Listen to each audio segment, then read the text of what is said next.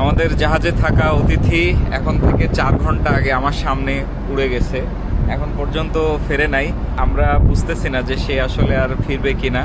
আমরা চায়না থেকে সেল করার পরে প্রায় 900 নটিক্যাল মাইল ডিস্টেন্স পার হয়ে এখন তাইওয়ানের কাছাকাছি আছি। তো এইখানে আসার পরে আমি দুপুরে দেখলাম আমার সামনে সে ঠিক এই জায়গা থেকে উড়ে একদম এই বরাবর গেছে। এখন পর্যন্ত কোনো খোঁজ নাই, 4 ঘন্টা হয়ে গেছে। সো আমার ধারণা সে হয়তো তাইওয়ানেরই ছিল, তো হয়তো তার গন্তব্য সে বুঝতে পারছে বা তার জায়গা সে হয়তো চিনতে পারছে, উড়ে গেছে। আমরা সবাই একটু উদ্বিগ্ন, উড়ে গেছে, বাট আলটিমেটলি সে যদি তার জায়গায় ফেরত যেতে পারে সেটাই বেটার। এইমাত্র ক্যাপ্টেনও বাইরে এসেছিলেন বৃষ্টির মধ্যে, উনিও খুঁজতেছেন যে গেল কোথায়। আমি বললাম যে নাই, আমার ওয়াচের সময় সে উড়ে গেছে, এখনও ফিরতেছে না। আমি যখন ভিডিও বানাচ্ছি আমরা ডংইং বন্দর ছেড়ে আসা 3 দিন হয়ে গেছে। তো আমাদের গেস্ট আমাদের সাথে 3 দিন ছিল, আর টোটাল সে 2 সপ্তাহ মতো ছিল আমাদের সাথে।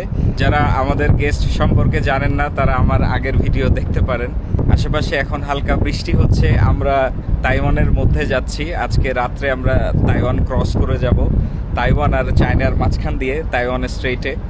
তো যাই হোক, এই হচ্ছে আপডেট। আপনারা সবাই অনেকে জানতে চাচ্ছিলেন যে কবুতরের আপডেট কি অবস্থা, মানে এত মানুষ রেসপন্স করছেন, আমার খুব ভালো লাগছে দেখে। বাট আমরা জাহাজে কি হয়, we care about each and every life. মানে সমুদ্রের মাঝখানে একটা পাখি বা একটা কবুতর আমাদের কাছে আসবে আর আমরা তার টেক কেয়ার করবো না, এটা কখনোই হবে না।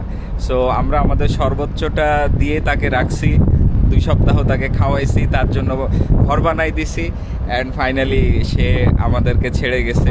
তো আমরা স্যাড না, অবশ্যই আমরা চাই সে তার গন্তব্যে ফেরত যাক। এই যে তার খাবার দাবার, ঘর বাড়ি সব ছেড়ে সে গেছে। ইয়া